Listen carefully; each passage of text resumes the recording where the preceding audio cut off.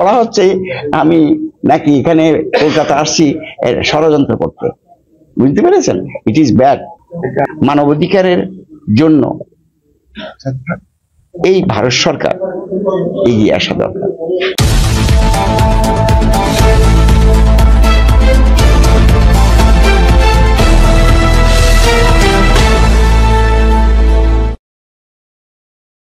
গত পরশুদিন রাত্রে এসেছি আমার চিকিৎসার জন্য।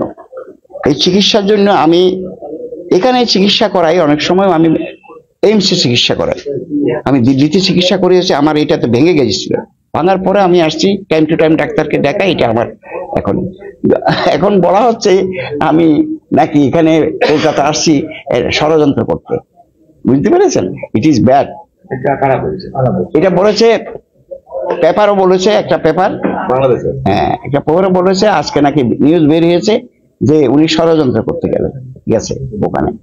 আসলে আমার ট্রিটমেন্টের জন্য আমি আসছি, আর আপনারা যারা আসছেন তারা খবর পেয়ে আসছেন যে আমি যেখানে কলকাতাতে আসছি, আপনারা খবর পেয়ে আসছেন। এটা তো অন্যায় কিছু না। আপনারা যে আসতে দেখতে আসছেন, I am very much happy যে আপনারা আমাকে ভালোবাসেন, এই জন্য দেখতে আসছেন। আমার একটা আন্তরিকতা আছে সবার জন্য। হিন্দু নয় শুধু, আমি তো মানুষের জন্য কাজ করি, আমি মানবাধিকার কর্মী। আমি তো পলিটিক্স করি না, আমি কোনো দল করি না, আওয়ামী লীগও করি না, বিএনপিও করি না, জাতীয় পার্টিও করি না। আমি ওই যে আরেকটা দল আছে, ওরা সবসময় একটু টেরোরিজমের কথা বলে, আমরা সেটাও তো করি না। বর্তমান পরিস্থিতি is going to be worse because Chinmoy প্রভুর মতো লোককে লিগেল অ্যাসিস্ট্যান্স দেওয়ার জন্য বাধা দেওয়া হচ্ছে। তো কি করে আপনি বুঝবেন? আমি একজন senior lawyer of the supreme court, আমাকে বলছে কোর্টে আসলে বিপদ হবে। তো কেন আমাকে পুলিশ দিয়ে ঘেরাও করে নিতে হবে? আমাকে পুলিশ দিয়ে কেন স্কট করে নিতে হবে? আমি তো লয়ার।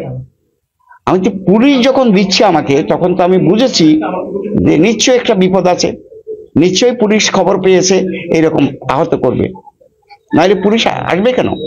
তো পুলিশ আমাকে যথেষ্ট হেল্প করেছে বিদায় আমি বেঁচে গেছি। হ্যাঁ, পিছনে প্রথম একটা ধাক্কা দিয়েছিল, আমি তো বলেছি এটা একটা ফিজিক্যাল অ্যাসল্ট না।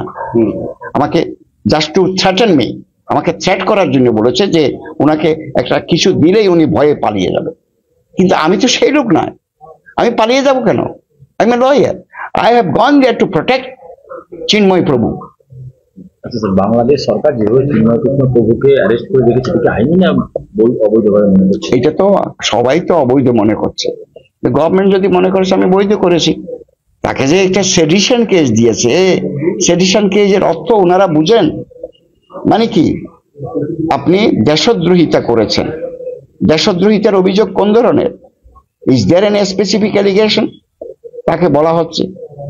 আমাদের জাতীয় যে ফ্ল্যাগ আছে, আপনি দেখেছেন তো, বাংলাদেশের ফ্ল্যাগ, ওই ফ্ল্যাগের উপরে গৌরীয় ফ্ল্যাগ, তার ফ্ল্যাগ, মানে চিন্ময় প্রভু যে একটা ফ্ল্যাগ ব্যবহার করে, ওটা গৌরীয় ফ্ল্যাগ, এটাও এখানেও ব্যবহার করে। কিন্তু এই ফ্ল্যাগটা তো কোনো কিছুকে ডিস্ট্রয় করার জন্য নয়। এই ফ্ল্যাগটা দেওয়া হয়েছিল সিম্বল, আমি দেশকে ভালোবাসি। কিন্তু ফ্ল্যাগের মধ্যে আবার দেখছেন কি জানেন কি করেছে ওরা? ফ্ল্যাগের মধ্যে তারকা খচিত 3-4টা তারকা ওখানে দেওয়া আছে। এই তারকাগুলো কারা করেছে? এই তারকাগুলো করেছে খুব দুঃখজনক কিছু মুসলিম সম্প্রদায়ের কিছু লোক। হ্যাঁ, মানে এটা তো অ্যাবসলিউটলি, এটা আমার মনে হচ্ছে আর কি, জানি না। তবে দেশটাকে ডিস্টেবিলাইজ করার জন্য এই ধরনের প্রক্রিয়া করেছে। গোটা দেশে সরাসরি ভারতের বিরুদ্ধে চক্রান্ত, হিন্দুদের উপর আক্রমণ। আপনি তো দেশে ছিলেন, শুধু কি হিন্দুদের উপর আক্রমণ? আপনি বলেন না, হিন্দুদের উপর বেশি হচ্ছে কম্পারিটিভলি এই সরকার আসার পর। আগে তো ধরেন আমরা এতগুলো মাপি নাই। তবে আমি আওয়ামী লীগের আমলও টর্চার হয়েছে, নিষ্পেষণ হয়েছে। আওয়ামী লীগের আমলও তো আমাকে মারধর করা হয়েছে, তখন তো আমরা এত প্রভাব হয় নাই। ভারত বিরোধী মন্তব্য, হিন্দুদের উপর আক্রমণ, কি মনে হয় আমার কথাটা শুনেন। যখন আমি ওনাদের ওই যে পিছনে আমাকে প্রোটেকশন দিয়ে নিয়ে আসছিল পুলিশ, তখন ভারতের দালালারা হুঁশিয়ার হুঁশিয়ার, ইসকনের দালালারা হুঁশিয়ার। তার মানে আমাকে মেইন করছে, আমি তো পলিটিক্যাল পার্টি করি না, আমি নাকি দালাল হয়ে গেছি, আমার কোনো পলিটিক্যাল আইডেন্টিটি নাই। তাহলে ওনারা এই কথা বলে কি করে? এটা তো পুলিশ কিছু বললো না। পুলিশ বলে যে না দাদা চলেন চলেন, এটা কিছু না। পুলিশ তো ওই দিন ইন্টারভেন করা উচিত ছিল। বর্তমান পরিস্থিতিতে ভারত সরকার কি করা উচিত বলে আপনার মনে করেন? আমি মনে করি মানবাধিকারের লক্ষ্যে, আমি পলিটিক্যাল আঙ্গিকে কথাটা বলবো না, মানবাধিকারের জন্য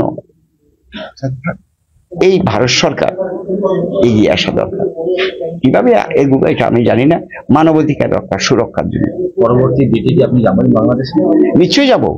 আমি তো I have decided to go there on that day, on 2nd of January 2025। সুবিচার পাবেন বলে আশা আছে? আমি তো আশাবাদী, আমি আশাবাদী যে সুবিচার হয়তো পাবো। স্যার, শেষ প্রশ্ন, ভারতের প্রধানমন্ত্রীর কাছে কি জানাবেন বাংলাদেশের সার্বিক পরিস্থিতি? ওনাকে তো জানানো হয়েছে, ওনাকে তো অলরেডি আমরা মেসেজ পাঠিয়ে দিয়েছি, এখন উনি পড়েছেন কিনা তা জানি না, অলরেডি পাঠাই আমরা, খবরটা যায়।